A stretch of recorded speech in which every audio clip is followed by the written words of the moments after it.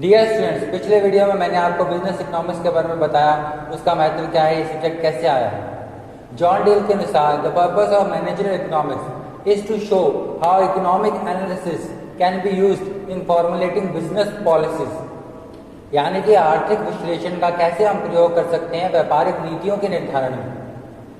तो business economics का ये पर्पस होता है डिसीजन मेकिंग और फॉरवर्ड प्लानिंग, कैसे बिजनेस के लिए नीतियां बनानी, बिजनेस पॉलिसीज कैसे बनानी। और इस काम को करने के लिए एक बिजनेस इकोनॉमिस्ट होता है, व्यावसायिक अर्थशास्त्री होता है। बड़ी बड़ी फर्म्स क्या है आजकल एक स्पेशलिस्ट अपॉइंट करती हैं जिसको बिजनेस इकोनॉमिस्ट कहा जाता है। ये जो स्पेशलिस्ट है इसको इकोनॉमिक्स का बहुत अच्छा ज्ञान होता है, मैथ्स का भी ज्ञान होता है, अकाउंट्स वगैरह का भी ज्ञान होता है, बिजनेस को अच्छे से समझता है और सभी चीज़ों का इकोनॉमिक्स का यूज़ करता है, मैथ्स का यूज़ करता है। किस लिए? ताकि बिजनेस को हेल्प कर सके, जो बिजनेस का मैनेजमेंट है, मैनेजर्स है, उनको हेल्प कर सके। तो पहले ट्रेडिशनली क्या होता था कि मैनेजर ही देख लेता था, फिर बाद में क्या हुआ, जैसे से अलग अलग मैनेजर्स आने लगे, फाइनेंस मैनेजर अलग होता है, प्रोडक्ट मैनेजर अलग होता है।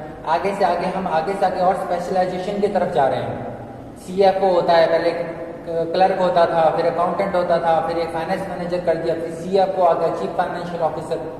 वैसे ही एक बिजनेस इकोनॉमिस्ट आ गया, एक स्पेशलिस्ट जॉब, एक स्पेशलिस्ट पोजीशन क्रिएट की गई।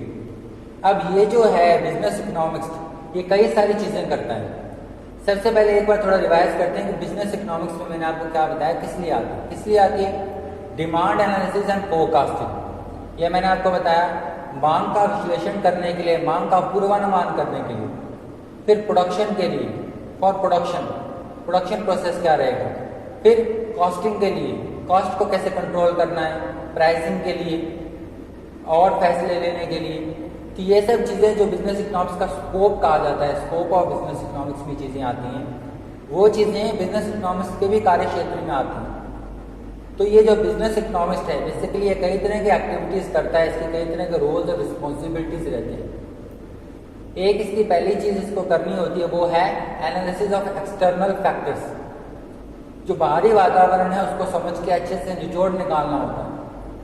अब ये बात मैंने आपको पहले भी बताई है, जब इन्वायरमेंट की जो बुक लगती है कि कैसे एक्सटर्नल इन्वायरमेंट खुद को प्रभावित करता है, बिजनेस को प्रभावित करता है।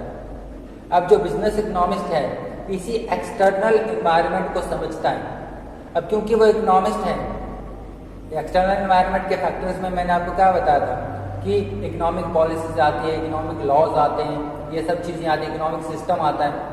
अब क्योंकि ये business economist is a specialist है किस फील्ड का, इकोनॉमिक्स के फील्ड का, साथ साथ ये बिजनेस मैनेजमेंट को भी अच्छे से समझता है। इसको मैथमेटिक्स का नॉलेज है तो modern technology, modern technique, modern calculation use कर सकता है। अगर इसको no profit no loss method निकालना है तो ब्रेक इवन टेक्निक यूज़ करेगा, ब्रेक इवन में भी बढ़िया टेक्निक यूज़ करेगा। ब्रेक इवन एनालिसिस आगे पढ़ेंगे, थोड़ा सा आपको एक बात एग्जांपल के तौर पर बता रहा हूँ कि उसमें कई टेक्निक्स आती है। रैंडम टेक्निक है, टू बिन सिस्टम है, ये वो यूज़ नहीं करेगा, ये बढ़िया फॉर्मूला लगाएगा, अच्छी टेक्निक, अच्छे ग्राफ्स यूज़ करेगा। तो कोई भी चीज़ हो तो इकोनॉमिक पॉलिसीज को एक्सटर्नल जो फैक्टर्स के अंदर ट्रेड साइकिल आती है, ठीक है, ट्रेड साइकिल यानी कि व्यापार चक्र, तेजी और मंदी का चक्र, तो उसको समझता है।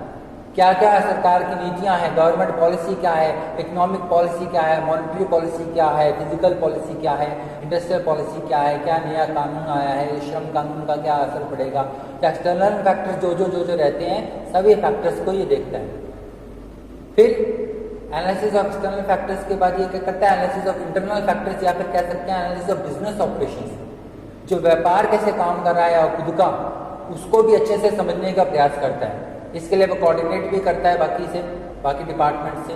प्रोडक्शन प्रोसेस पे एक बार नज़र डालता है, जो प्रोडक्शन मैनेजर ने प्रोडक्शन प्रोसेस बना रखा है उसको देखता है कि प्रोडक्शन प्रोसेस कैसा है, उत्पादन की प्रक्रिया कैसी है, श्रम प्रधान तकनीक यूज़ कर रहे हैं कि पूंजी प्रदान कर रहे हैं, तो कौन सी टेक्नोलॉजी है, अलग अलग प्रोडक्ट के लिए कैसा मिक्स यूज़ किया है, कौन सा अपनी लेबर यूज़ कर रहे हैं, किस प्रकार का रॉ मटेरियल के खर्चे कैसे कम कर सकते हैं, कॉस्ट कंट्रोल कैसे कर सकते हैं। तो इंटरनल जो बिजनेस ऑपरेशन हैं उस पर ध्यान रखता है, प्राइसिंग पॉलिसी पे ध्यान रखता है, बिजनेस का कैसे काम हो रहा है, इन्वेस्टमेंट डिसीजन है, डिविडेंड डिसीजन है, इन सब चीज़ों का वो भी एनालिसिस करता है। So now he uses his expertise for formulating policies. Economics का नॉलेज है उसको, और इकोनॉमिक्स कैसे यूज हो सकती है बिजनेस के अंदर, ये वो आपको बताएगा और उनका इंटीग्रेशन करेगा बिजनेस पॉलिसीज का भी और इकोनॉमिक थ्योरीज का भी। फिर उसकी कुछ स्पेसिफिक फंक्शंस हो जाती हैं। स्पेसिफिक फंक्शंस में कॉम्पिटिटर पे कैसे नज़र रखना है, कॉम्पिटिटर की क्या स्ट्रेटेजी है, एटसेट्रा एटसेट्रा, बाहरी क्या काम हो रहा है, कुछ और काम होते हैं उसके फॉर्मुलेशन करने के, लीगल आपको ओपिनियन भी दे सकता है, इकोनॉमिक्स है, बिजनेस इकोनॉमिक्स है, बिजनेस प्रैक्टिसेस भी जानता है, कई चीज़ें हो जाती है, उसकी स्पेसिफिक फंक्शंस होती हैं, बहुत सारी फंक्शंस वो करता है, मांग का पूर्वानुमान है, डिमांड फोरकास्टिंग वगैरह करता है, तो कई सारी स्पेसिफिक फंक्शंस भी करते हैं। तो मूल बात यह है कि एक्सटर्नल फैक्टर्स बाहरी वातावरण को समझता है और इंटरनल ऑपरेशंस अपने जो बिजनेस के ऑपरेशंस हैं उनको करने का प्रयास करता है, उनको समझता है। तो वो ये सब देख के समझ के परख के analysis of external factor, analysis of internal factors, वो फिर कई सारे फंक्शंस करता है, कई सारे काम करता है। अब इनको करने के लिए बिजनेस इकोनॉमिक्स को क्या चीज़ें ज़रूरी हैं, कैसा उसको होना चाहिए। अब एक तो उसकी पोजीशन फर्म में वो मेंटेन करने रखने पड़ती है। अगर जितना उसको नॉलेज अच्छा होगा और दूसरे से डिपार्टमेंट से अच्छी वो कंसल्टेंसी करके रखेगा, अपना पोजीशन स्ट्रॉन्ग बना के रखेगा, तभी उसकी सुनवाई होगी। वरना जो मैनेजमेंट है उसकी केयर नहीं करेगा, अच्छी पॉलिसी लेके आएगा, अच्छी टेक्निक लेके आएगा और अच्छे से कन्वे कर पाएगा, तब उसकी कदर होगी। तो बिजनेस इकोनॉमिक्स को इस बात का ध्यान रखना पड़ता है। फिर एक चीज़ उसको करनी पड़ती है, मेंटेन करना पड़ता है कॉन्टैक्ट, सोर्सेज ऑफ इंफॉर्मेशन। अब अलग अलग जगह से इंफॉर्मेशन मिलती है, और देखिए मैनेजमेंट जो है उसके पास इतनी एक्सपर्टीज नहीं होती, कई बार वो सारी इंफॉर्मेशन नहीं ले पाता, उसको समझ नहीं पाता। इकोनॉमिस्ट है, उसको इकोनॉमिक्स का अच्छा नॉलेज है, मैथ्स अच्छे से समझता है, तो एक होता है सेकेंडरी डाटा, एक होता है प्राइमरी डाटा। तो जो प्राइमरी डाटा है उसको भी अच्छे से ले पा सकता है, उसको अच्छे कॉन्टैक्ट बना के रखने पड़ेंगे, उसको लोगों से अच्छे संबंध बना के पढ़ने, जहाँ जहाँ से उसको इन्फॉर्मेशन मिल सकती है, जो सोर्सेज ऑफ इन्फॉर्मेशन है, सप्लाई करते हैं इन्फॉर्मेशन को, उन सब से जानकारी लेके रखनी, एनालिसिस करना, न्यूज़पेपर में क्या आ रहा है, मार्केट में क्या आ रहा है, इकोनॉमिक जर्नल छपती हैं उसमें क्या ट्रेंड चल रहे हैं, इन ट्रेंड का एनालिसिस करता है वो।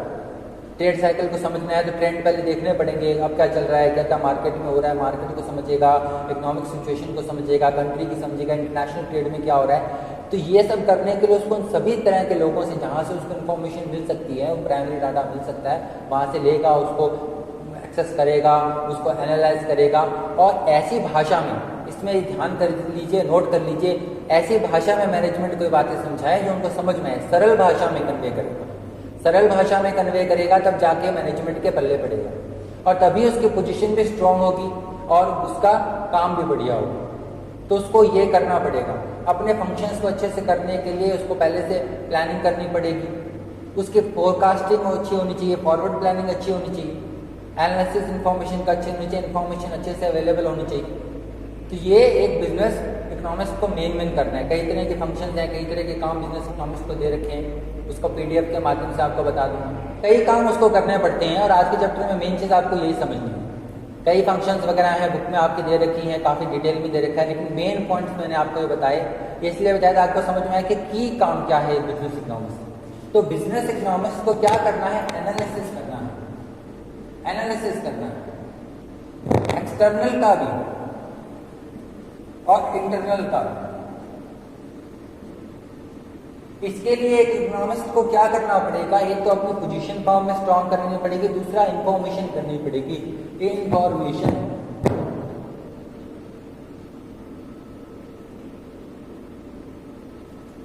Information is the key, information लेनी पड़ेगी, उसको ज्ञान होना चाहिए, नॉलेज होना चाहिए, जानकारी उसकी संपूर्ण होनी चाहिए। जितनी अच्छी जानकारी होगी उतना ही इकोनॉमिस्ट काम अच्छे से कर पाएगा। उसको सबसे समन्वय बना के चलना है। जनरली बात क्या आती है, एक मैनेजरल बात है, एक जो रियलिस्टिक चीज़ ये है कि जब इस तरह के एक्सपर्ट्स आप एम्प्लॉय करते हैं मैनेजमेंट के अंदर, जो बिजनेस इकोनॉमिस्ट होते हैं, ये बहुत अच्छे रिजल्ट दे सकते हैं आपको, बहुत अच्छा काम कर सकते हैं आपके लिए, पर इनकी एक कमी रह जाती है कि जब एक्सपर्ट्स हैं तो इनका नॉलेज अच्छा होता है, एक्सपर्ट्स होते हैं, लेकिन जो मैनेजमेंट के लोग हैं, जो यानी पुराने लोग हैं या पुराने तरीके से चलने वाले लोग हैं, कई बार इनकी जो इंफॉर्मेशन है इसको, या इनके जो एनालिसिस है इसको केयर नहीं करते, या ये इतनी पेचीदा हो जाते हैं कि इनको एक तरह का बर्डन समझते हैं। बहुत सी फर्म्स ऐसी होती हैं जो कॉस्ट कटिंग के नाम पर इस तरह के एक्सपर्ट्स को रखना भी नहीं चाहती, लेकिन जितनी अच्छे से जानकारी ये दे पाएंगे सरल भाषा में, सरलता से दे पाएंगे, सरल होगी, सरल जितनी होगी, ये मेन वर्ड है, सरल। मतलब आपको सारी इन्फॉर्मेशन कलेक्ट करनी है, अच्छा एनालिसिस करना है, सारा काम करना है, सबसे कॉन्टैक्ट बना के रखना है, प्रोडक्शन प्रोसेस है, प्राइसिंग पॉलिसी है, कॉस्ट कंट्रोल है, इन सब चीज़ों पे ध्यान देना है। ये स्कोप ऑफ बिजनेस इकोनॉमिक्स है। डिमांड एनालिसिस आती है, कॉस्ट कटिंग है, कॉस्ट कंट्रोल है, प्राइसिंग पॉलिसी है, जो फैक्टर्स के बारे में जानकारी है, प्रोडक्शन प्रोसेस, सब स्कोप ऑफ बिजनेस इकोनॉमिक्स है। अब उसने काम किया, लेकिन इसका एनालिसिस को इस प्रकार से मैनेजमेंट के आगे प्रेजेंट करेगा कि मैनेजमेंट को समझ में आ जाए क्लियरली कि शॉर्ट टर्म ऑब्जेक्टिव्स क्या है, लॉन्ग टर्म ऑब्जेक्टिव्स क्या है, तब उसका काम इजीली सक्सेसफुल होगा। ये चीज़ें बिजनेस इकोनॉमिक्स को ध्यान में रखनी है। उसकी रिस्पॉन्सिबिलिटीज मैंने आपको बताई, क्या उसके फंक्शंस है, क्या उसकी रिस्पॉन्सिबिलिटीज है, बिजनेस इकोनॉमिक्स का स्कोप क्या है। उसके स्कोप में demand analysis, cost control, pricing, ये सारी चीज़ें आती हैं। मार्केट को कैसे समझना है, ये सब चीज़ें उसके अंदर आती हैं। तो बिजनेस इकोनॉमिक्स बहुत इंपॉर्टेंट सब्जेक्ट है। अब आगे से हम धीरे धीरे एक एक करके सारी चीज़ें इसमें कवर करना स्टार्ट करेंगे। Thank you.